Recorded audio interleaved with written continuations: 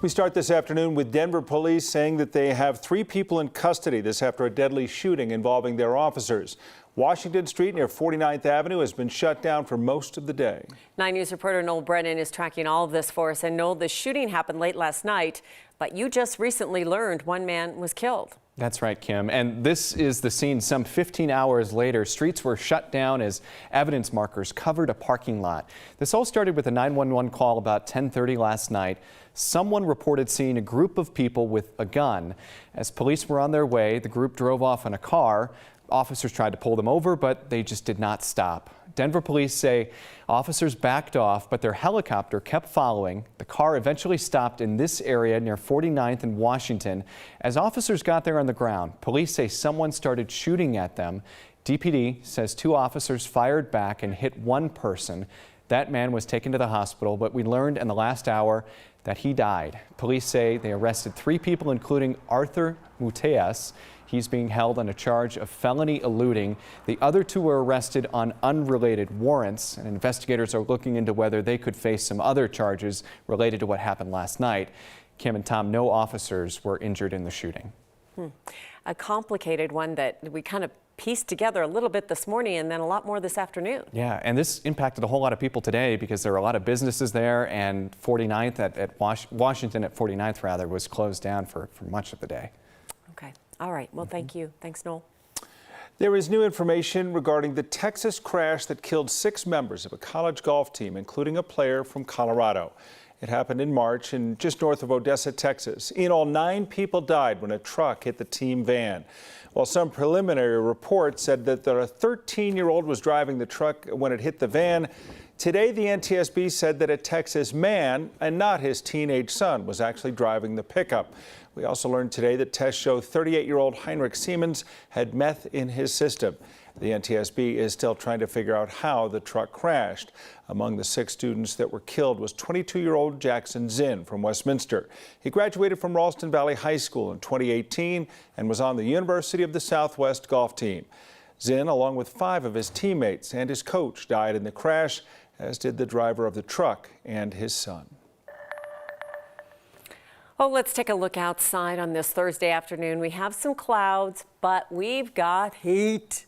Heat. You could feel it early on, and I don't know how hot we are, Danielle. I looked down in the car at one point and said 100, and I was like, is it? You never know about those car things. I know, right? Well, they're in the sunshine too, and so they get a little hotter. We have not reached that 100-degree mark that I have seen just yet, but 98, 99. Oh, yes, the heat is here, and really it's not going anywhere for the time being. Today marking day 25 that we have been in the 90s so far this summer season. Typically on average, we're about 44 days, so halfway there, that's for sure, and probably will be beyond that. There we are, 100 degrees. You got to go out towards Strasburg, low 90s in Fort Collins through Longmont, Boulder too at 93. We're in the 70s though in Nederland through Blackhawk, Evergreen with perhaps a few showers around Conifer, a little cooler at 64. As we look across downtown, that morning sunshine that we saw quickly started to see those clouds racing in this afternoon, tapping back into a bit more of the monsoon moisture, so the thunderstorms are a bit more scattered up into the high country. As we zoom in here to the city, we haven't seen much yet, just the cloud cover in place. Looks like Fort Collins will be looking at a few scattered showers within the next half hour, hour's time, and there you are around Conifer through Evergreen looking at a few scattered storms. All of that making its way here to the metro area fairly shortly. Up into mountains, the San Juans in and around Park County looking at quite a bit of activity for us. Back into the metro area, I'd say within the next hour or 2, we'll be watching just a few gusty thunderstorms. Nothing severe, all high base, just producing some gusty winds out there, a little rain and perhaps some lightning. As we look ahead toward tomorrow though, these storms are going to be slow moving, so we are having flood watches in place for much of the western slope and also for many of our burn scars too. Just because we are anticipating a bit more moisture making a comeback here to Colorado tomorrow. Coming up, I will have a look ahead at that weekend forecast. Yeah, you'll probably need the shades and definitely the AC too. We're cranking up the dial yet again as I'm tracking record heat. I'll show you that 7-day forecast coming up in about 10 minutes. Yet another lawsuit has been filed against Denver police. This time, Terrence Roberts is speaking out. Roberts is running for Denver mayor right now. He's also a longtime anti-gang activist who was acquitted of attempted murder for a shooting at a peace rally in 2013. Now he's accusing Denver police of excessive force during a protest in July 2020. 9 News reporter Courtney Yoon spoke with Roberts, who says an officer pepper sprayed him in the face after he spoke out against police brutality. Well, I'm not against law enforcement.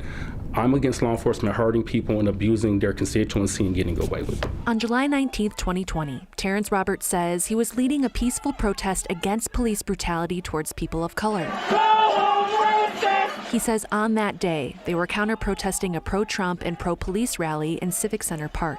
We were just making noise, beating pots and pans. I had a bullhorn, just saying we want justice, no peace, just basic chants. To them, of course, it was irritating, and we were irritated by them too. Of course, we're counter-protesting. They had a right to be there, and so did we. Roberts says the protest was ending, and they were walking, about to head to their car to leave, when he was pepper sprayed by a Denver police officer.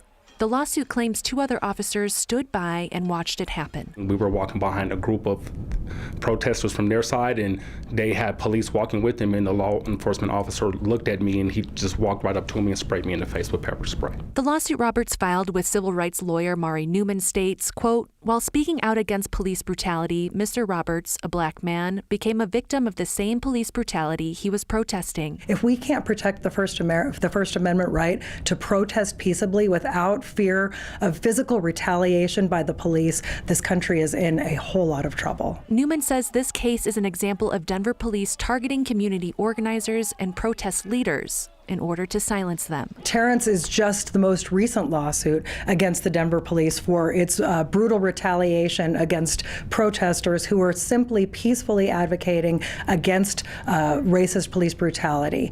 And something has to change. Things need to stop. Courtney Yoon, 9 News.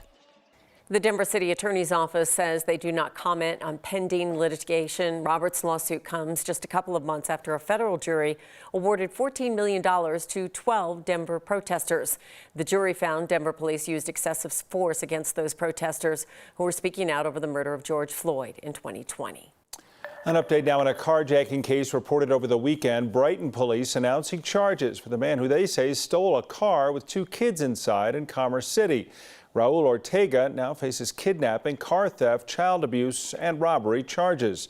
It all played out Saturday morning on East 140th in Commerce City. Police say someone went into a store, leaving their car running and unlocked with 2 children inside, a 1-year-old and a 10-year-old. They say Ortega then came out of that store and got in the car, but before he could drive off, the 10-year-old managed to get out. Police eventually stopped the car on North 7th Avenue in Brighton. The baby was fine. Ortega was arrested. Now he's expected to be in court in August. New developments this afternoon about Republican Mesa County Clerk Tina Peters. She's wanted for arrest. She's been out on bond for her criminal case involving felony charges for tampering with election equipment. Mesa County's Republican District Attorney asked a judge to have her bond revoked when he found out she left the state without the judge's permission. She's been required to alert the judge before she travels out of state. She sent a notarized letter from Nevada to Colorado Secretary of State demanding a recount in her primary that she lost last month. Her attorney told the judge today that it's on him for not alerting the court to her travel request, and he's asked for the judge to do away with the arrest warrant. Sandra Brown, who is tied to the same election tampering investigation, just turned herself in. She's facing charges of conspiracy to commit criminal impersonation and attempting to influence a public servant. Brown was an elections manager in Mesa County. Pay attention if you're going to be traveling through the Central 70 project this weekend. It's important because starting tomorrow night, CDOT is going to shut down I-70's eastbound lanes right in the heart of Denver. That runs between Washington Street and I-270. The closure begins at 10 o'clock tomorrow night. It'll run all the way until 5 a.m. on Monday morning. This will give crews the chance to prepare the road for the first of 2 traffic shifts. Of course, you can read more about those plans at 9news.com.